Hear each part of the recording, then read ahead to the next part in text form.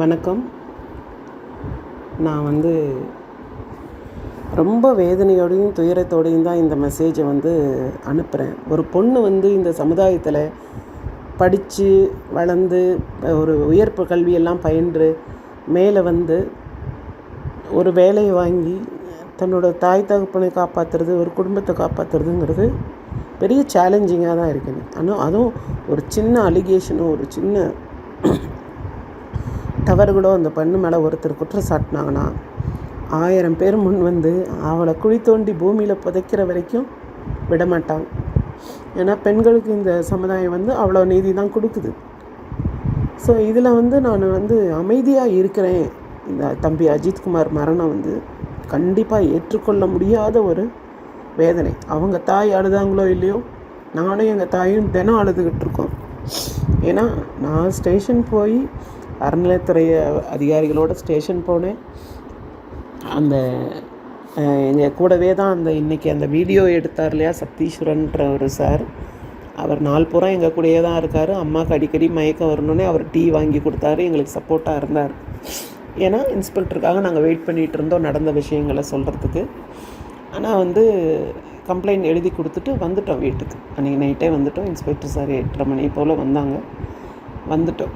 அதுக்கப்புறம் நடந்த நிகழ்வுகள் எதுவுமே எனக்கு தெரியாது, என்ன நடந்ததுன்னு கூட தெரியாது. என்னை பொறுத்தளவுக்கு நான் அமைதியாக இருக்கேன்றக்காக நான் குற்றவாளி கிடையாது. அது கடவுளுக்கு தெரியும். எவ்வளவோ பேர் என் மேலே என்னென்னமோ வாரி இறைக்கிறீங்க. மீடியா கிடச்சிருச்சுன்னா என்னன்னாலும் பேசலான்ற மாதிரி ஆயிடுச்சு. சரி, பரவாயில்ல. இது ஒரு சூழ்நிலையை கடவுள் எனக்கு என்னோடய மன உறுதி எவ்வளோன்னு சோதிக்கிறாருன்னு நான் நினச்சிக்கிறேன். எனக்கு என்னோடய வயதான தாயாரை நான் பராமரிச்சிட்ருக்க ஒரு கட்டாய சூழ்நிலையில் இருக்கேன். என்னமோ காலேஜில் நான் இன்றைக்கி லீவ் போட்ட மாதிரி ஒரு சில ஊடகங்கள் சொல்கிறாங்க. நான் கிட்டத்தட்ட காலேஜ் தொடங்கி ஒரே ஒரு நாள் தான் போனேன். 16ஆம் தேதி காலேஜ் ஓப்பன் பண்ணாங்க, ஜூன். இப்போ வரைக்குமே நான் அந்த ஒரு நாள் ஜாயின் பண்ணிவிட்டு என்னோடய தாய் கீழே விழுந்துட்டாங்க. அவங்களுக்கு கொஞ்சம் தலையில் அடிபட்டுது, கொஞ்சம் பேச்சு மூச்சு இல்லாமல் இருக்காங்க. பேச்சே இல்லை, பேசவே இல்லை. இப்போ தான் மெல்ல பேச ஆரம்பிச்சிருக்காங்க. ஸோ அந்த மாதிரி இருக்கிறனால அந்த ட்ரீட்மெண்ட்டுக்காக அவங்க கூட பேசி அவங்க எந்த ட்ரீட்மெண்ட்டுக்கும் பயப்படுவாங்க, வரமாட்டேன்பாங்க. அவங்க கூட இருக்கிறக்காக நான் என்னோடய உடல்நிலையை ராத்திரி பகலாக அவங்கள கவனித்து ரொம்பவே பாதிக்கப்பட்டேன். என்னால் வேகமாக கிளம்பி போய் பஸ் ஏறி திண்டுக்கல் போயிட்டு திரும்ப ரிட்டர்ன் இத்தனை கிலோமீட்டர், கிட்டத்தட்ட 100-200 கிலோமீட்டர் நான் டெய்லி ட்ராவல் பண்ணிட்டு வர்றது ரொம்பவே சிரமப்பட்டு தான் வந்தேன். இருந்தாலும் நான் தாயை பராமரிக்கிற கட்டாயம், ஒரு குழந்தை போல் அவங்கள பராமரிக்கணும் சூழ்நிலை இருக்கிறனால நான் இதெல்லாம் ஏற்றுக்கிட்டேன். அவங்க பூர்வீக வீட்டில் இருக்கணும் அப்படிங்கிற ஒரே காரணத்துக்காக நான் எல்லாத்தையும் ஏற்றுக்கிட்டு இது என்னோடய பர்சனல் லைஃபுங்கிறது எவ்வளவோ துரோகிகளையும் துயரங்களையும் சந்தித்தது தான் என் பர்சனல் லைஃபு. இன்றைக்கி எல்லாம் மீடியாவில் பெருமையாக பேட்டி கொடுக்குறாங்க. அவங்களோட வாழ்க்கை வரலாறை திரும்பி பார்த்தாங்கன்னா அவங்க எவ்வளோ பெரிய மோசமானவங்கன்னு அவங்களுக்கே தெரியும், மனசாட்சின்னு ஒன்று இருந்தால். இப்போது எந்த ஒரு உயர் அதிகாரியும் எனக்கு தெரியாது, கண்டிப்பாக தெரியாதுன்னா இப்போ உங்களுக்கு எப்படி ஒரு உயரதிகாரி பேரை சொன்னால் அவங்கள பற்றி தெரியுமோ, முதலமைச்சர் ஸ்டாலின் அவர்களையெல்லாம் என்னோட சேர்த்து வச்சு பேசுகிறாங்க. மாண்புமிகு முதலமைச்சர்கிட்ட நான் அந்த மரியாதையான எண்ணங்கள் தான் எனக்கு இருக்கே தவிர எந்த விதமான பர்சனல் எதுவுமே எனக்கு கிடையாது.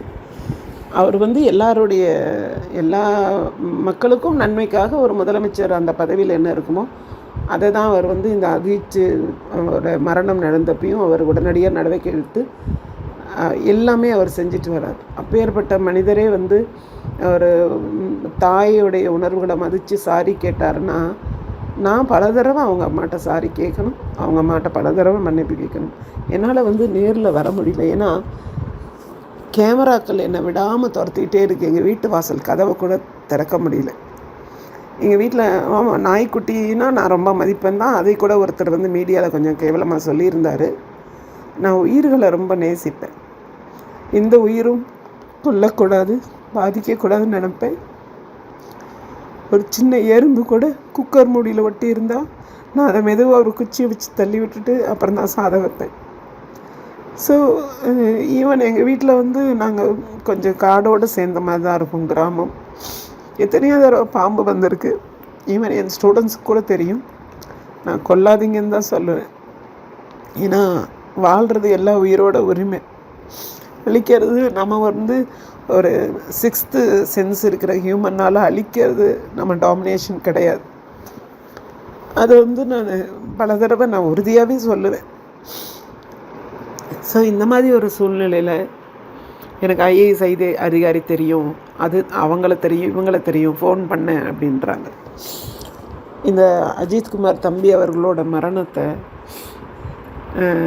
எப்படி எடுத்து செல்லணும், அவருக்கு எவ்வளோ உண்மையாலுமே அவங்க குடும்பம் மேலே அக்கறை இருந்து அவருக்குரிய இரங்கலையும் அன்பையும் வெளிப்படுத்தணும்னா இப்படி திசை திருப்பலாக இவ்வளோ சேனல்ஸும் பேசிகிட்டு இருக்க மாட்டாங்க. சாத்தான் குளத்தை பற்றி 90% பேசுகிறாங்க, 10% தான் அஜித்குமார் அவங்க தம்பியை பற்றி பேசுகிறாங்க. அதை தவிர என்னோடய பர்சனல் வாழ்க்கை வரலாறு வந்து இந்த சமுதாயத்துக்கு ரொம்ப பெரிய முக்கியம் கிடையாது. பர்சனல்னால் இவங்க கல்யாணம் பண்ணாங்க, இவங்களுக்கு குழந்தை குட்டி இல்லை, இவங்க அப்படி, இவங்க ரூடு, இவங்க அப்படி இப்படின்னு என் வாழ்க்கையில் என்னோடய பர்சனல் சேற்றை வாரி இறைப்பதுங்கிறது இந்த சமுதாயத்துக்கு ஒரு தேவையில்லாத விஷயம். அவங்க இதனால் என்னத்தை தெரிஞ்சுக்க போகிறாங்க? நான் அவ்வளோ பெரிய ஆளும் கிடையாது, ரொம்ப சாதாரண மிடில் கிளாஸ் ஃபேமிலி. எங்கள் அப்பா ரொம்ப ஒரு நேர்மையான அதிகாரி. இதை கண்டிப்பாக நான் தெரிவிச்சே ஆவேன். உலகமே எதிர்த்தாலும் அவர் ஒரு மிகப்பெரிய நேர்மையான அதிகாரி. ஒவ்வொரு வருஷமும் கலெக்டர்கிட்ட அவருடைய பணியின் பாராட்டுக்காக அவார்டு வாங்குறவர். அத்தனை மெடல்ஸும் எங்கள் வீட்டில் இருக்குது.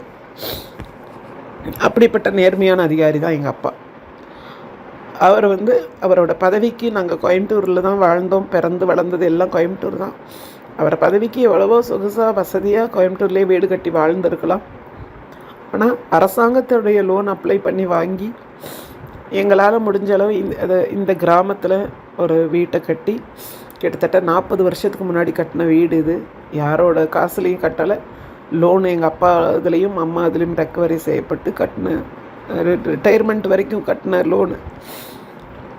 இங்கே வந்து ஆஃப்டர் ரிட்டையர்மெண்ட் வந்து நாங்கள் 2001-2 அப்பா வந்து ரிட்டையர் ஆகிட்டாங்க. ஸோ இவங்க வந்து ஏதோ எங்கள் அதிகாரத்தை வந்து நாங்கள் 2011 யூஸ் பண்ணோன்னு சொல்கிறாங்க.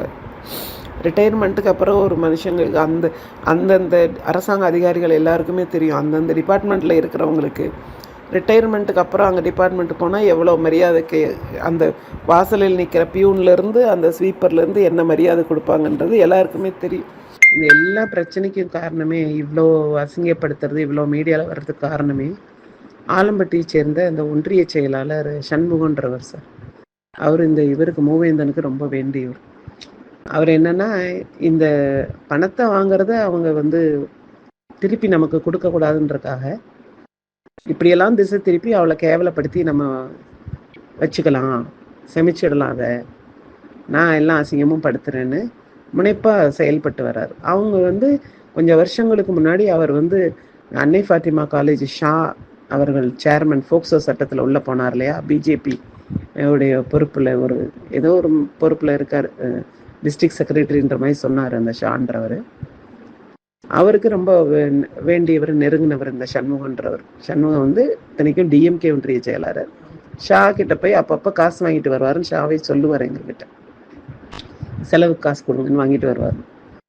அதனால இந்த சண்முகன்றவர் உண்மையாலுமே கொஞ்சம் வருஷங்களுக்கு முன்னாடி என்னோட மாருதி 800 ஒரு ஷூட்டிங்காக கேட்டார். அன்னை ஃபாத்திமா காலேஜில் ஷூட்டிங் நடக்குது, 800 கொடுங்க. நான் கொடுக்க முடியாதுன்னு, ஏன்னா எனக்கு வந்து பிடிக்காது அவங்களையெல்லாம்.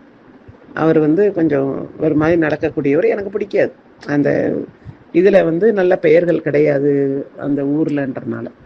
ஸோ அவங்க கூடையெல்லாம் நாங்கள் பழக மாட்டோம், வேண்டான்றோம். அமைதியாக போயிட்டு அமைதியாக வருவோம், இவங்கெல்லாம் நமக்கு வேண்டான்ற மாதிரி ஒரு வாழ்க்கை. அப்போ நான் கொடுக்க முடியாதுன்னு சொன்னேன். எதுக்கு கேட்டார்னா, அந்த இதில் நடிக்கக்கூடிய ஹீரோவோ அல்லது வில்லனோ அந்த காரை அடித்து நொறுக்கணும், அதை ஒரு படமாக பிடிக்கிறாங்களாம், செலவுக்கு அந்த படப்பிடிப்புக்காரங்க தரப்புலேருந்து காசு வாங்கி தந்துடுறேன்னாரு. நாங்கள் அது ஒரு வண்டி தான் வச்சுருக்கோம். இதில் வந்து நம்ம அந்த வண்டியை வந்து கொடுத்துட்டு நம்ம கஷ்டப்பட முடியாதுன்னு, நான் கேட்டை திறக்க முடியாதுன்ட்டேன். அவர் கேட்டை ரொம்ப நேரம் தடார்னு தட்டிக்கிட்டு இருந்தார், ஒன்றிய செயலாளர் சண்முகன்றவர். நான் தரல.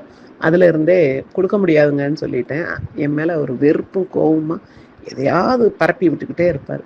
இப்போ இந்த பிரச்சனையிலையும் அவர் மற்றவங்களையெல்லாம் கூப்பிட்டு இதெல்லாம் சொல்ல வச்சுக்கிட்டு இருக்காரு. தெய்வத்தை நம்பி இருக்கோம்.